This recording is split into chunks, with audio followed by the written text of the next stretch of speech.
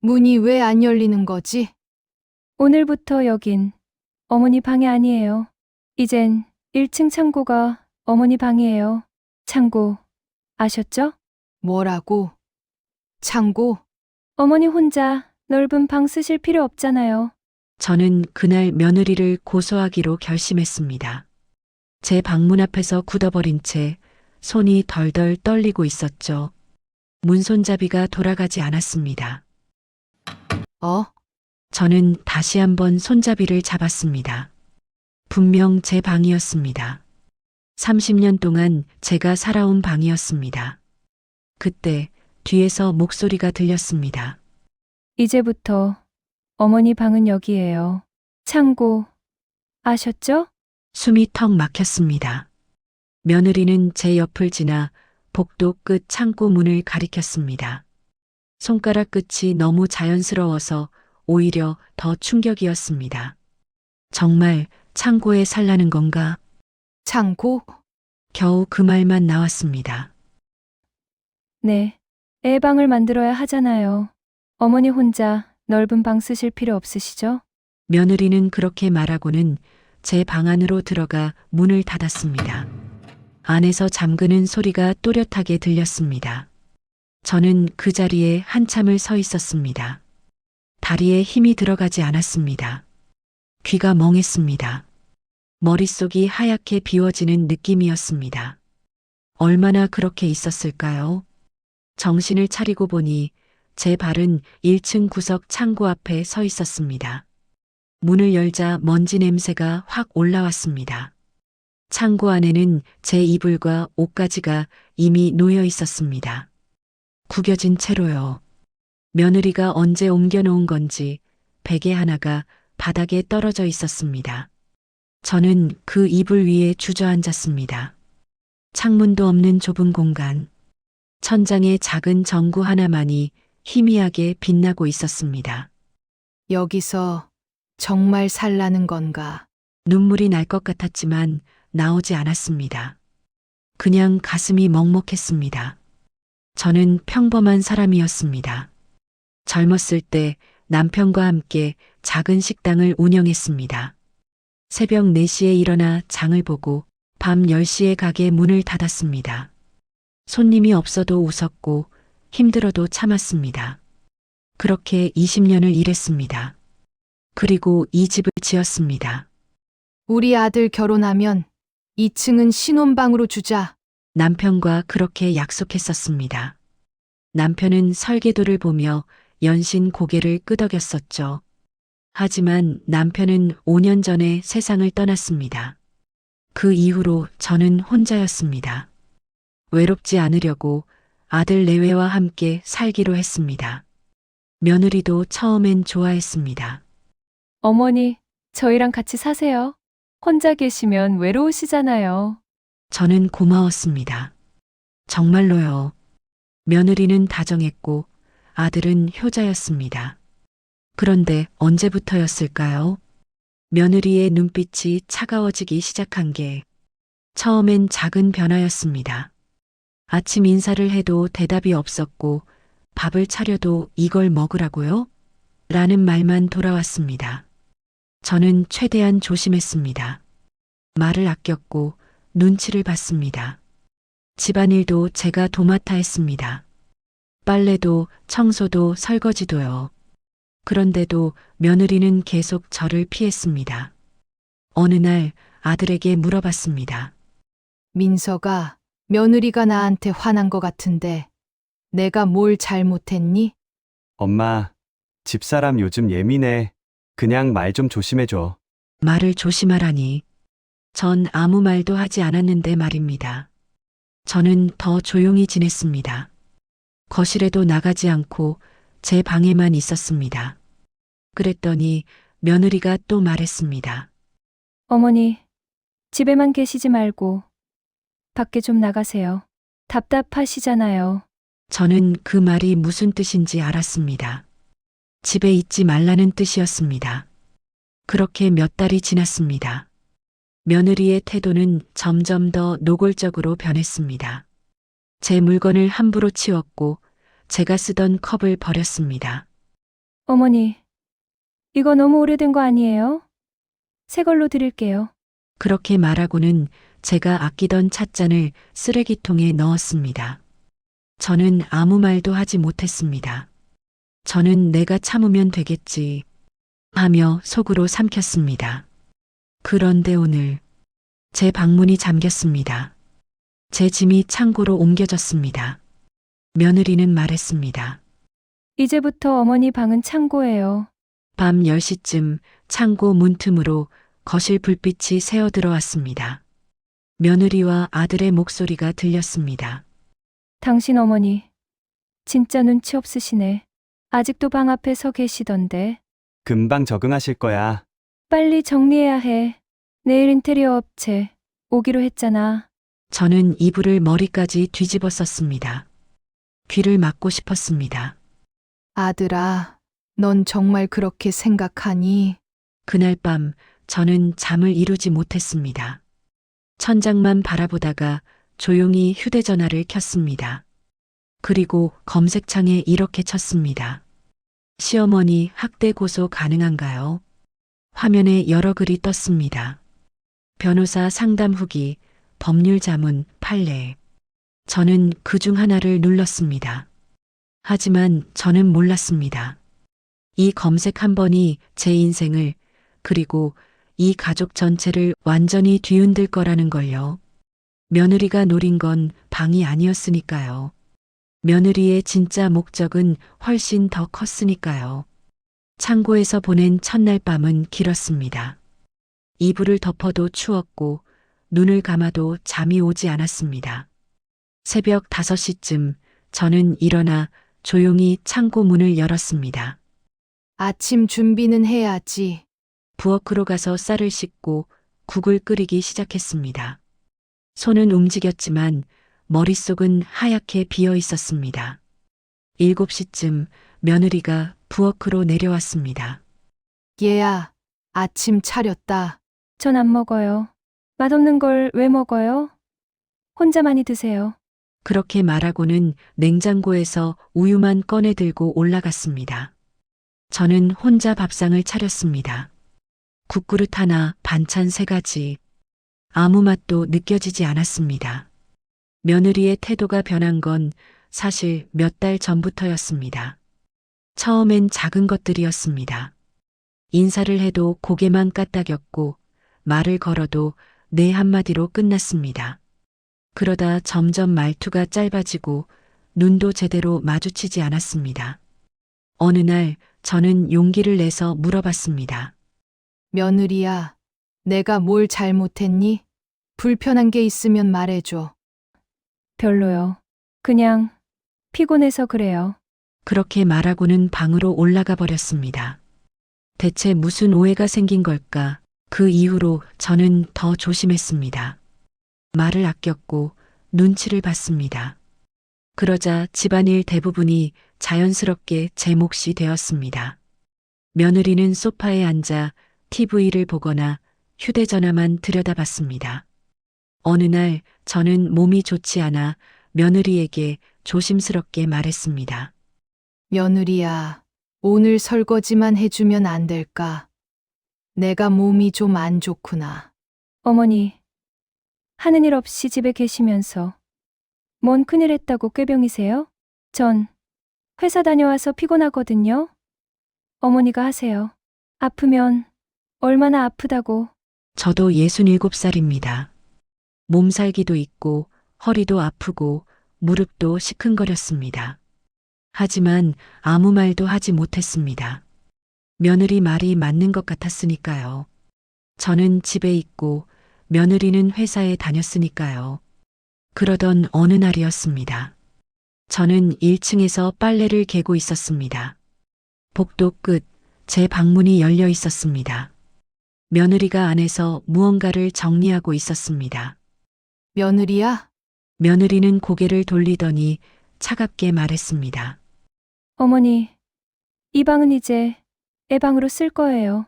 어머니 짐은 아래로 옮겨놨으니까 거기 쓰세요. 어디로? 창고요. 어머니 혼자 쓰시기엔 딱 좋잖아요. 그 말을 듣는 순간 다리에 힘이 빠졌습니다. 애가 생긴 거야? 아직이요. 근데 미리 준비해야죠. 어머니도 이해하시죠? 이해할 수가 없었습니다. 하지만 저는 고개를 끄덕였습니다. 그래. 며느리로선 그럴 수도 있겠지.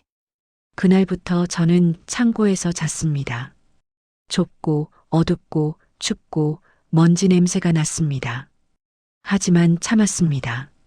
조금만 참으면 며느리 마음도 풀리겠지. 그렇게 생각했습니다. 그런데 며느리의 태도는 갈수록 더 차가워졌습니다. 아침 인사를 해도 대답이 없었고 밥을 차려도 거들떠보지 않았습니다. 어느 날 저녁 저는 며느리가 좋아하는 김치찌개를 끓였습니다. 며느리야, 오늘 찌개 맛있게 끓였어. 같이 먹자. 전 배달시켜 먹을 거예요. 어머니, 혼자 드세요. 그러고는 휴대전화로 치킨을 주문했습니다. 저는 혼자 밥상 앞에 앉았습니다. 눈물이 날 것 같았지만 꾹 참았습니다. 며느리의 이상한 행동은 계속되었습니다. 어느 날은 며느리가 제 서랍을 뒤지고 있었습니다. 며느리야, 뭐 찾니? 아, 어머니. 혹시 통장 어디 두셨어요? 통장. 왜? 아니, 그냥 궁금해서요.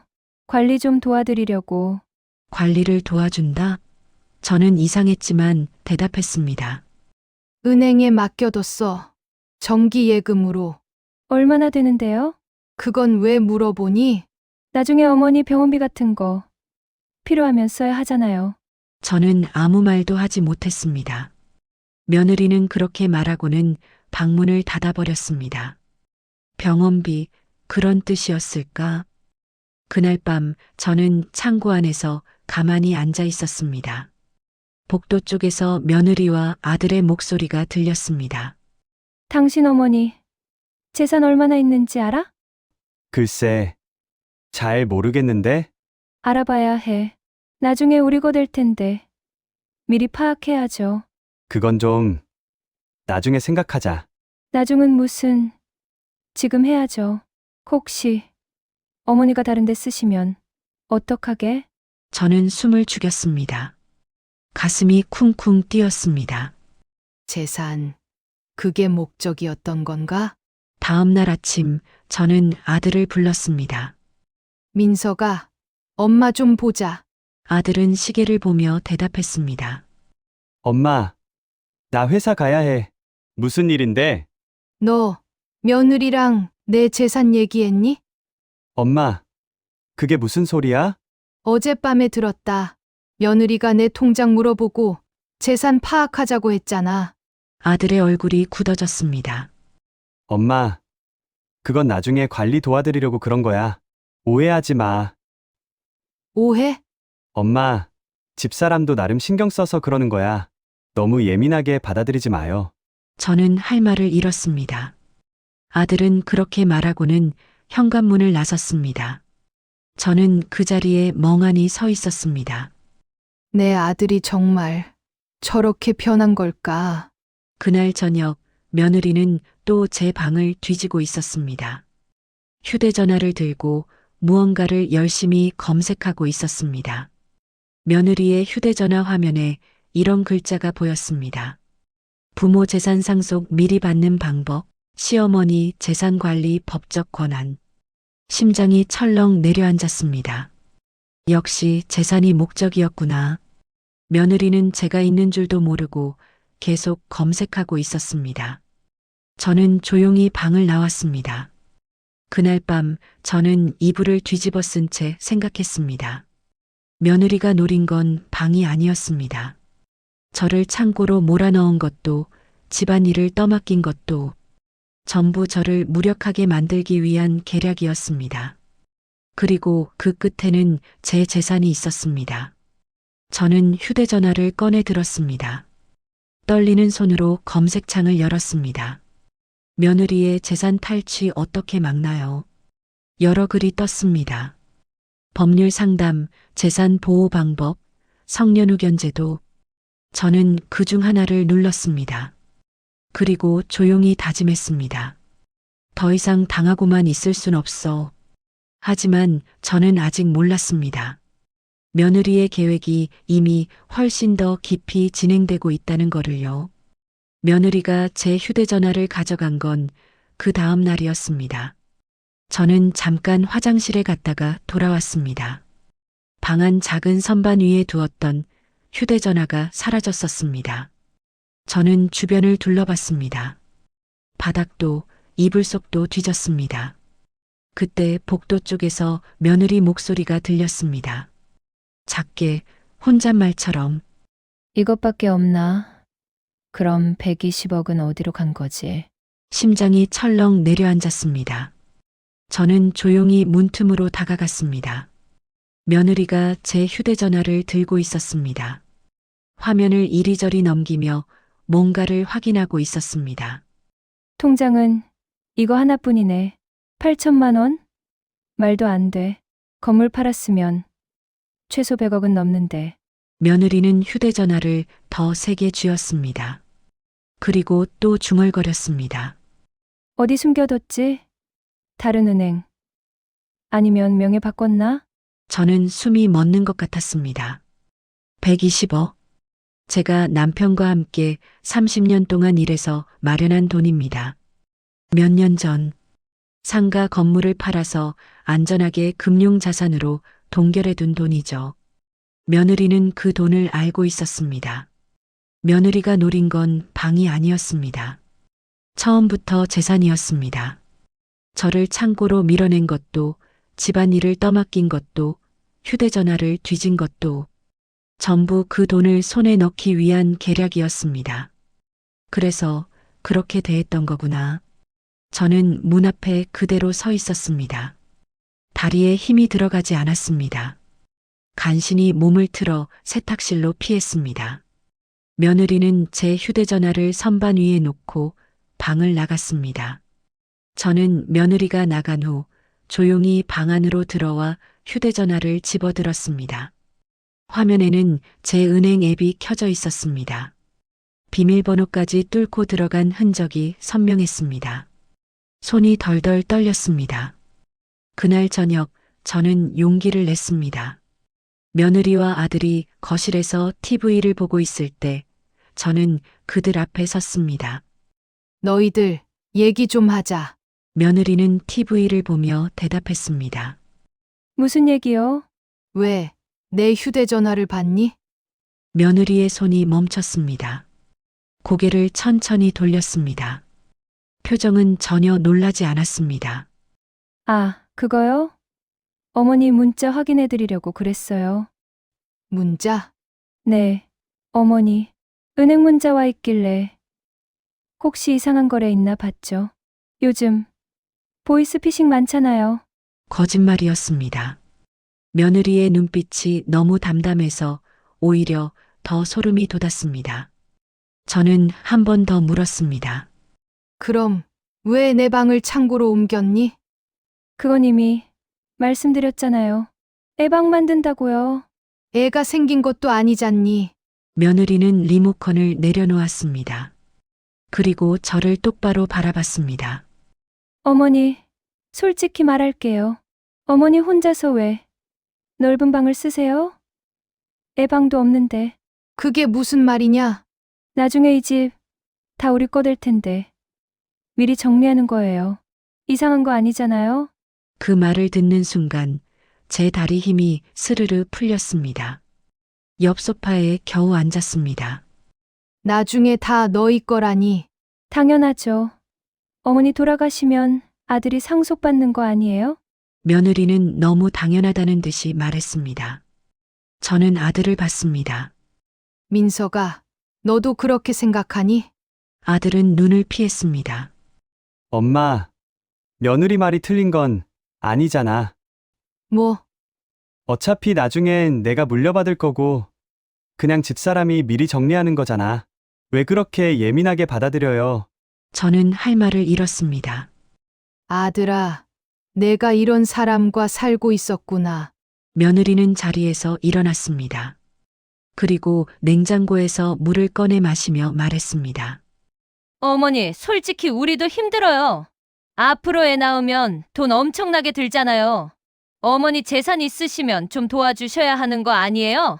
도와달라고? 네. 어머니가 건물 파셨다는 거 알아요. 그 돈 어디 있어요? 며느리는 이제 대놓고 물어봤습니다. 저는 입술을 깨물었습니다.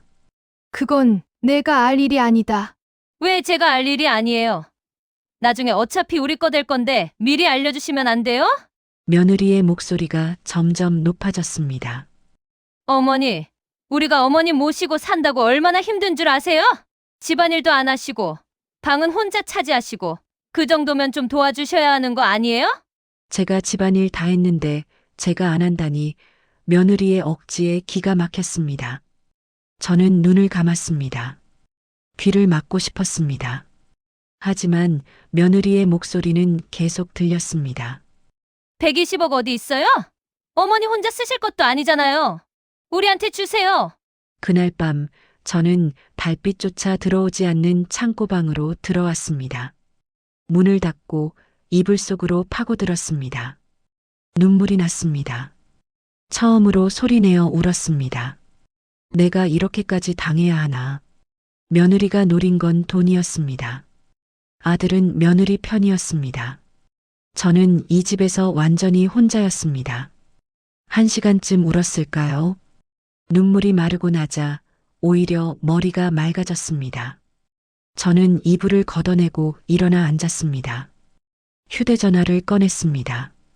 떨리는 손으로 검색창을 열었습니다. 재산 지키는 방법, 자녀 상속 거부 가능한가요? 여러 글이 떴습니다.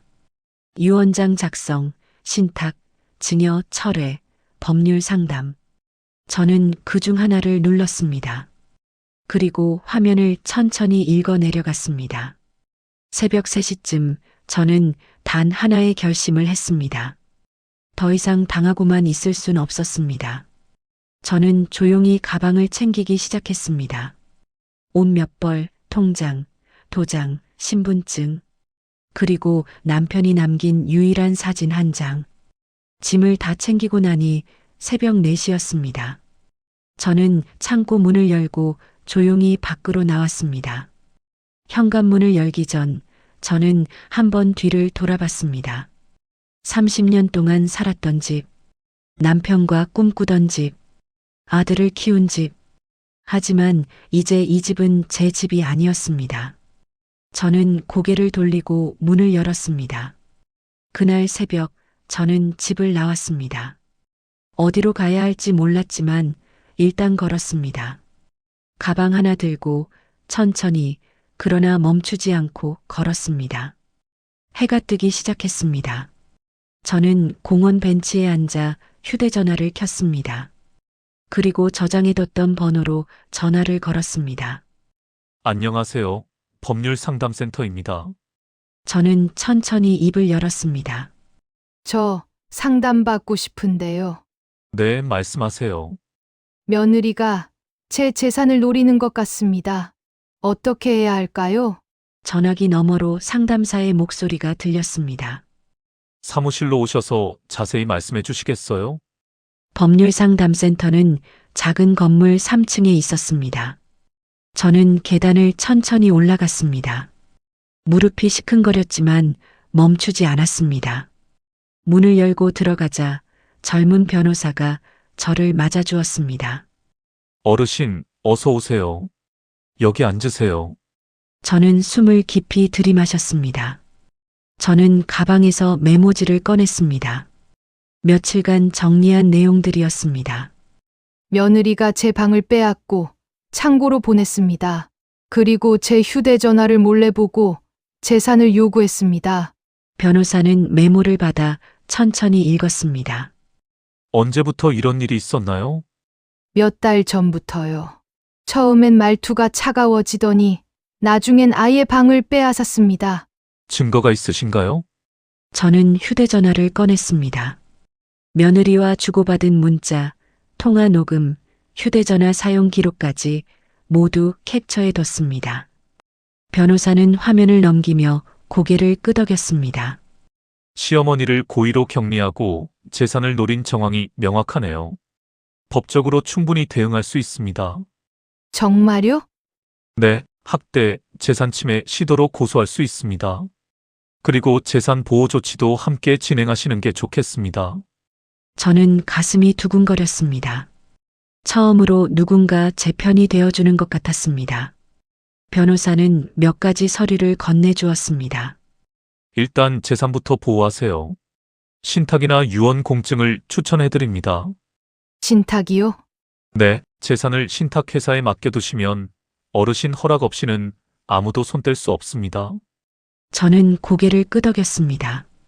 그날 오후 저는 은행으로 갔습니다. 120억이 예치된 계좌를 신탁 계좌로 전환했습니다. 수익자는 제가 신뢰하는 조카로 지정했습니다. 창구 직원이 말했습니다. 이제 본인 외에는 누구도 이 계좌를 건드릴 수 없습니다. 저는 안도의 한숨을 쉬었습니다.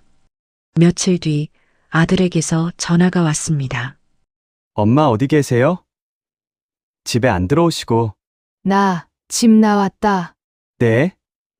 왜요? 엄마, 어디 계시는데요? 너희는 알 필요 없어. 엄마, 무슨 일 있으면 얘기해요. 왜? 갑자기 그러세요? 저는 전화를 끊었습니다. 더 이상 할 말이 없었습니다.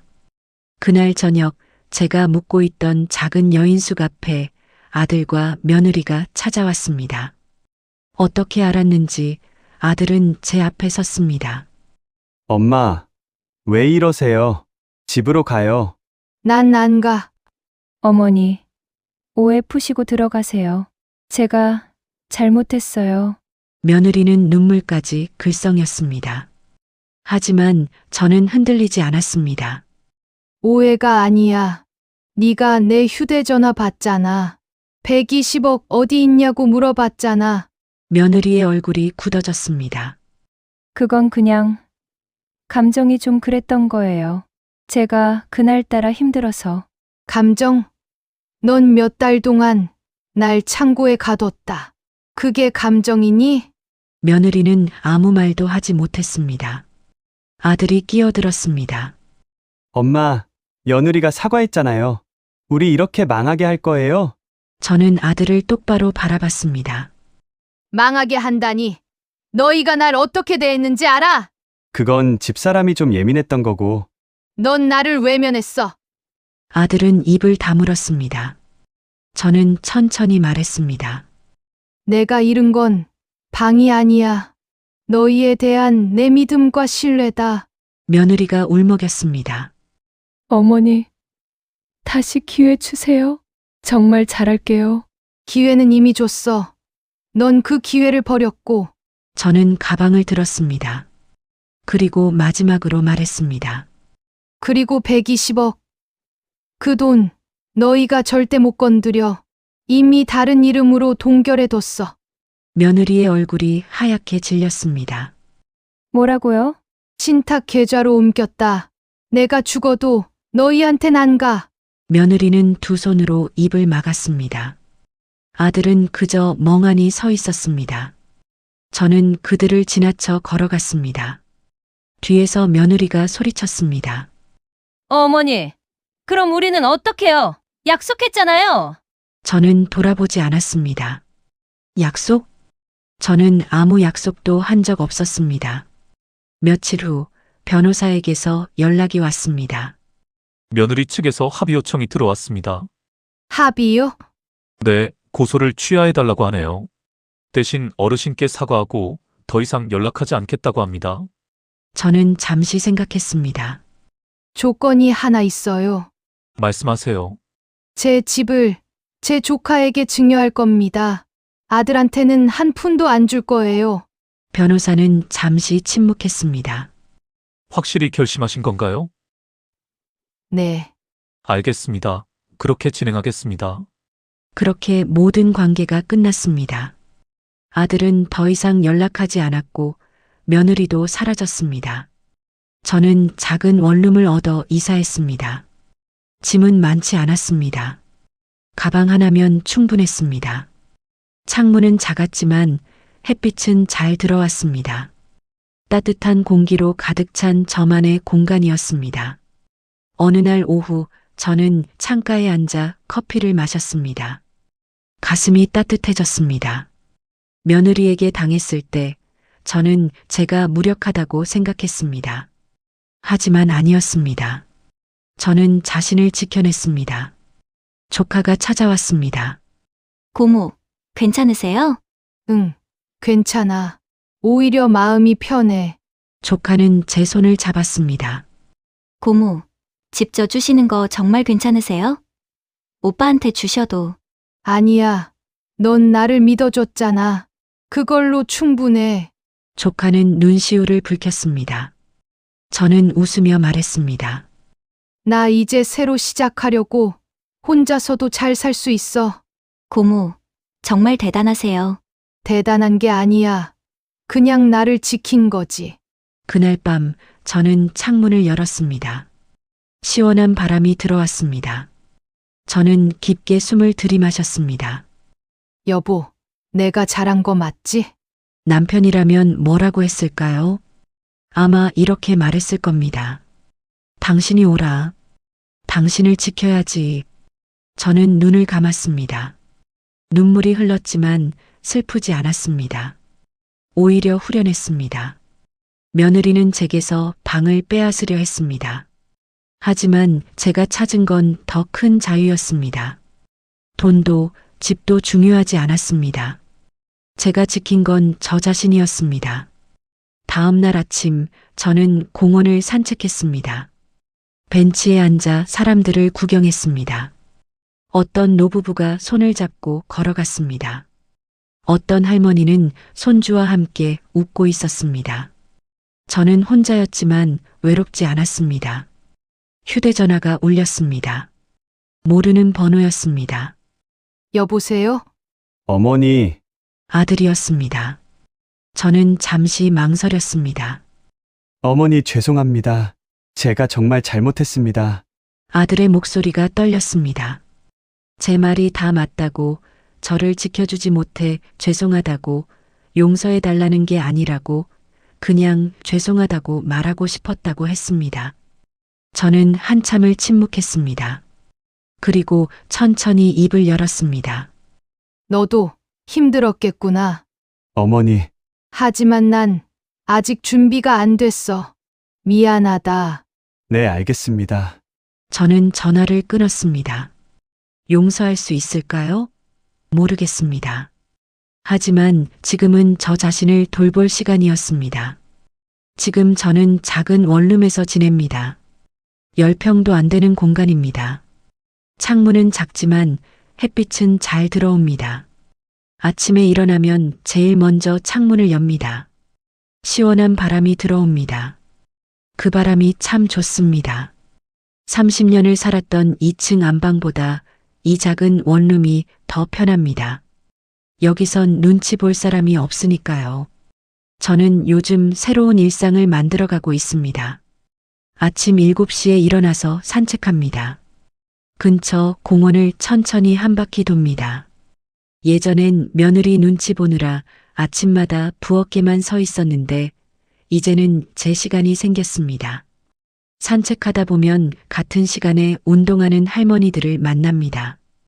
어느 날 한 할머니가 말을 걸었습니다. 어머, 매일 보네요. 여기 사세요? 네, 최근에 이사 왔어요. 그러세요? 우리 같이 걸을까요? 그렇게 산책 친구가 생겼습니다. 김할머니, 박할머니, 이할머니, 모두 저처럼 혼자 사는 분들이었습니다. 우리는 매일 아침 만나서 공원을 걸으며 이야기를 나눕니다. 별것 아닌 이야기들이지만 마음이 따뜻해집니다. 어느 날 김할머니가 물었습니다. 친구는 자식 없어? 아들이 하나 있지. 그런데 왜 혼자 살아? 저는 잠시 망설였습니다. 사정이 좀 복잡해서. 김할머니는 고개를 끄덕였습니다. 그럴 수도 있지. 요즘 세상엔 다들 사정이 있으니까. 그렇게 말하고는 더 이상 묻지 않았습니다. 저는 고마웠습니다. 집으로 돌아오면 간단하게 아침을 먹습니다. 토스트 한 조각, 커피 한 잔. 예전엔 국과 밥에 반찬 3가지를 차렸는데 이제는 혼자니까 간단하게 먹습니다. 설거지도 금방 끝납니다. 그리고 소파에 앉아 책을 읽거나 TV를 봅니다. 보고 싶은 프로그램을 마음껏 봅니다. 누가 채널을 바꾸지도 않습니다. 이런 게 자유구나 싶습니다. 가끔 생각합니다. 창고에 갇힐 뻔했던 그날을 떠올립니다. 어두운 창고, 먼지 냄새, 희미한 전구 하나. 그때는 정말 끝이라고 생각했습니다. 나는 이제 아무것도 아니구나. 그렇게 생각했었습니다. 하지만 그날이 오히려 시작이었습니다. 저를 지키기 위한 시작, 창고에 갇힐 뻔한 날, 저는 오히려 자유를 되찾았습니다. 조카가 가끔 찾아옵니다. 고모, 잘 지내세요? 응, 잘 지내. 내가 해온 반찬 덕분에 잘 먹고 있어. 조카는 일주일에 한 번씩 반찬을 만들어 가져옵니다. 고모 혼자 계셔서 끼니 거르실까봐 걱정돼요. 안 거르고 잘 먹어. 걱정하지 마. 조카는 제 손을 잡았습니다. 고모, 정말 괜찮으세요? 외롭진 않으세요? 저는 웃으며 대답했습니다. 외롭지 않아. 오히려 마음이 편해. 그건 거짓말이 아니었습니다. 혼자 있지만 외롭지 않았습니다. 눈치 보며 사는 것보다 훨씬 나았습니다. 며칠 전 아들에게서 또 전화가 왔습니다. 2번째 전화였습니다. 여보세요? 어머니, 저예요. 응, 요즘 어떻게 지내세요? 잘 지내. 어머니, 제가 정말 잘못했습니다. 저 집사람과 이혼했어요. 저는 깜짝 놀랐습니다. 이혼? 네. 저는 한참을 침묵했습니다. 어머니, 다시 만나 뵐 수 있을까요? 밥이라도 같이. 저는 창밖을 바라봤습니다. 공원에서 할머니들이 걷고 있었습니다. 조금만 시간을 줘. 나도 아직 정리가 안 됐어. 네. 알겠습니다. 기다릴게요. 전화를 끊고 저는 깊게 숨을 들이마셨습니다. 용서할 수 있을지 모르겠습니다. 아들도 잘못했지만 그 역시 힘들었을 겁니다. 며느리와 저 사이에 끼어서 얼마나 괴로웠을까요? 하지만 그때의 아들은 제 아들이 아니었습니다. 그 사실은 변하지 않습니다. 저는 아직 모르겠습니다. 하지만 급하게 결정할 필요는 없다고 생각합니다. 천천히 제 마음이 준비되면 그때 만나도 늦지 않을 겁니다. 가끔 생각합니다. 가족에게 버림받는 건 정말 아픕니다. 죽음보다 아플지도 모릅니다. 믿었던 사람에게 배신당하는 건 세상이 무너지는 것 같습니다. 그날 밤 창고에 앉아 있을 때 저는 정말 모든 게 끝났다고 생각했습니다. 하지만 끝이 아니었습니다. 그날이 오히려 새로운 시작이었습니다. 저는 자신을 지켜냈습니다.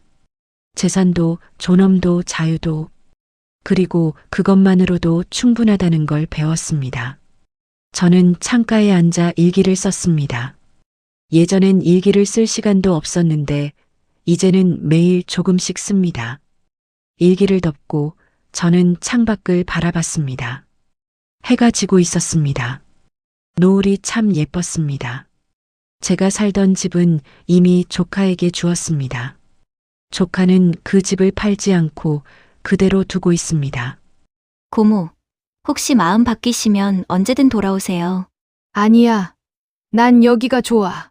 그래도 그냥 둘게요. 고모 집이니까. 저는 고개를 저었습니다. 이젠 네 집이야. 네가 원하는 대로 해. 조카는 눈물을 글썽였습니다. 저는 조카의 손을 잡았습니다. 넌 내가 힘들 때 믿어주고 힘이 되어 주었어. 그것만으로도 고마워. 120억은 그대로 신탁 계좌에 있습니다. 저는 그 돈을 쓸 일이 별로 없습니다. 매달 생활비로 조금씩만 쓰고 나머지는 그대로 둡니다.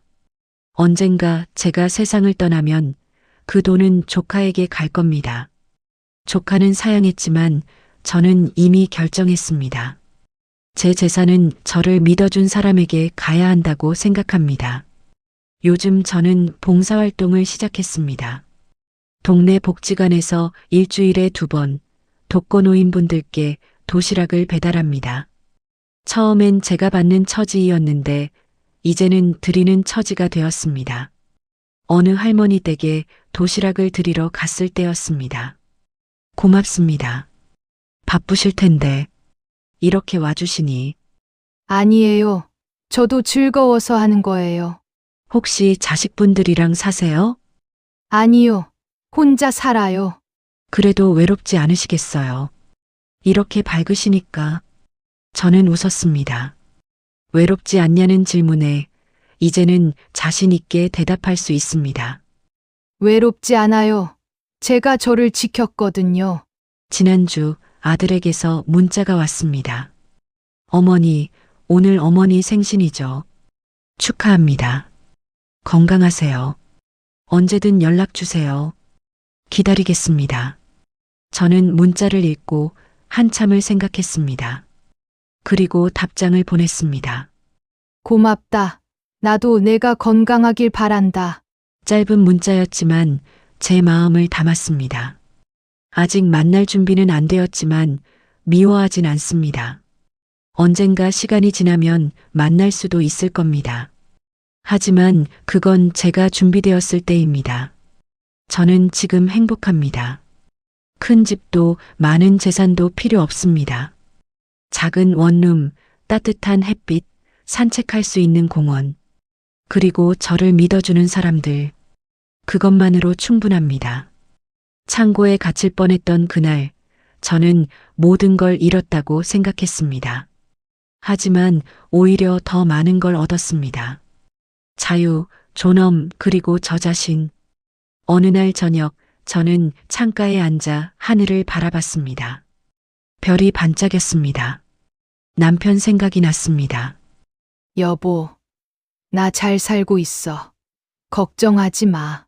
남편이라면 분명 이렇게 말했을 겁니다. 잘했어. 당신은 강한 사람이야. 저는 눈을 감았습니다. 눈물이 흘렀지만 슬프지 않았습니다. 오히려 감사했습니다. 이 모든 일들이 저를 더 강하게 만들어줬으니까요. 여러분이라면 어떻게 하셨을까요?